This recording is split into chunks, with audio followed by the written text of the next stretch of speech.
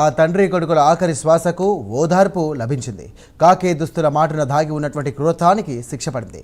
సత్తాన్ కులం అలాగే ఆ పేరు వింటే చాలు మానవత్వం సిగ్గుతో తలదించుకుంటోంది. రక్షించాల్సిన చేతులే రాక్షసంగా ప్రాణాలు తీసినటువంటి ఆ చీకటి రాత్రి కథలో ఒక చారిత్రాత్మక తీర్పు వెలువడింది.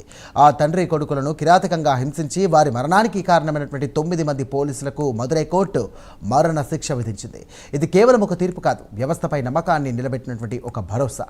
ఈ తీర్పు వెనుక ఉన్నటువంటి ఆవేదనేంటి, ఈ పోరాటం వెనుక ఉన్నటువంటి అసలు కథ ఏంటి, ఈరోజు ఆ చీకటి కోణాన్ని, వెలుగులోకి వచ్చినటువంటి న్యాయాన్ని ఈ కథనంలో ఇప్పుడు చూద్దాం.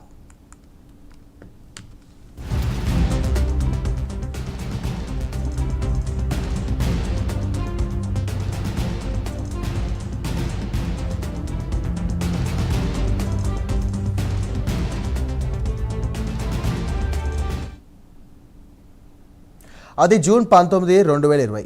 జయరాజ్ ఒక సాధారణ వ్యాపారి. తన కొడుకు బెన్6తో కలిసి తన చిన్న దుకాణంలో తన ప్రపంచంలో బతుకుతున్నాడు. కరోనా లాక్డౌన్ సమయంలో నిబంధనలను ఉల్లంఘించారనే ఒక చిన్న ఆరోపణతో పోలీసులు జయరాజ్ను స్టేషన్కు తీసుకెళ్లారు. తండ్రిని తీసుకెళ్లారని తెలిసి ఆందోళనతో పరిగెత్తుకొచ్చాడు కొడుకు బెనిక్స్. తన తండ్రిని ఎందుకు కొడుతున్నారంటూ ప్రశ్నించారు. ఆ ఒక్క ప్రశ్న వారి పాలిట మరణ శాసనమైంది. పోలీసులతో ఎలా ప్రవర్తించాలో తెలియజేస్తామంటూ ఆ తండ్రి కొడుకులిద్దరినీ కూడా ఆ చీకటి గదిలో బంధించారు. ఆ రాత్రి ఆ స్టేషన్లో మానవత్వం మూగబోయింది. మృత్యువు విలయ తాండవం చేసింది.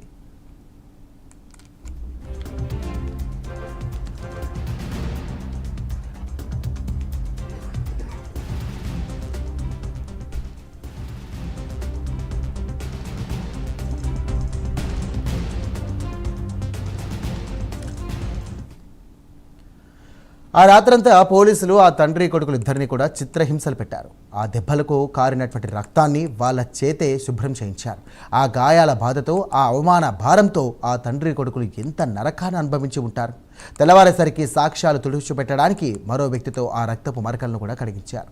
వారిపై ఒక తప్పుడు కేసు బనాయించారు. కానీ ఆ దెబ్బల తీవ్రతకు ఆ ఇద్దరి శరీరాలు తట్టుకోలేకపోయాయి.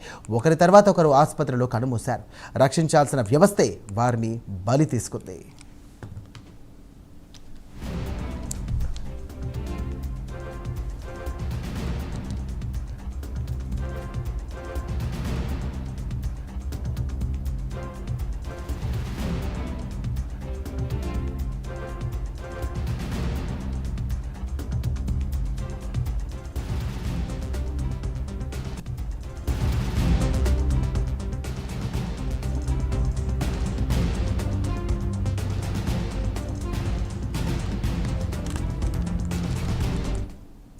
ఈ అవమానం ఈ అమానుషం దేశవ్యాప్తంగా పెను ప్రకంపనలు సృష్టించింది. మద్రాస్ హైకోర్టు సుమోటోగా ఈ కేసును స్వీకరించింది. సిబిఐ రంగంలోకి దిగింది.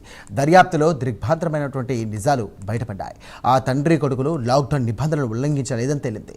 కేవలం పోలీసుల అహాన్ని దెబ్బతీశారనే కక్షతోనే ఈ దారుణానికి ఒడిగట్టారని సిబిఐ ఛార్జ్షీట్లో పేర్కొంది. ఇది సాధారణ హత్య కాదని, చనిపోతారని తెలిసి చేసినటువంటి కిరాతకమైనటువంటి హింస అంటూ కూడా దర్యాప్తు సంస్థ తేల్చి చెప్పేసింది. అందుకే ఇది అత్యంత అరుదైన కేసుల కిందకు వస్తుందని, దోషులకు అత్యంత కఠినమైన శిక్ష విధించాలంటూ కూడా బాధితుల కుటుంబం సిబిఐ కోర్టును అభ్యర్థించాయి. ఈ వాదనలతో ఏకీభవించినటువంటి Madurai first additional district and session court సోమవారం ఆ 9 మంది పోలీసులకు కూడా మరణ శిక్ష విధిస్తూ చారిత్రాత్మక తీర్పును వెలువరించింది.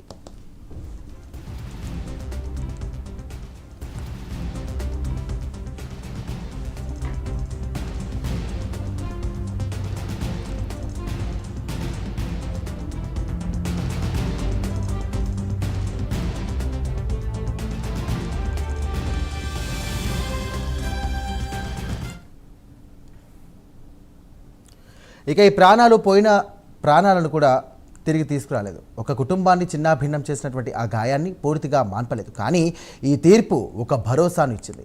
అధికారం చేతిలో ఉందని ఎవరినైనా ఎలాగైనా హింసించవచ్చనే ఆ పైశాచిక ఆలోచనకు ఇది ఒక గట్టి హెచ్చరిక. ఈ తీర్పు భవిష్యత్తులో సైతాన్ కూలం లాంటి మరో ఘాతం పునరావృతం కాకుండా ఒక లక్ష్మణ రేఖను గీసింది. ఈరోజు జయరాజ్, బెనిక్స్ల ఆత్మకు శాంతి లభించింది. వారి కుటుంబానికి న్యాయం దొరికింది. అంతకుమించి ఈ దేశంలో సామాన్యుడికి కూడా న్యాయం జరుగుతుందనే నమ్మకం మరోసారి నిలబడింది.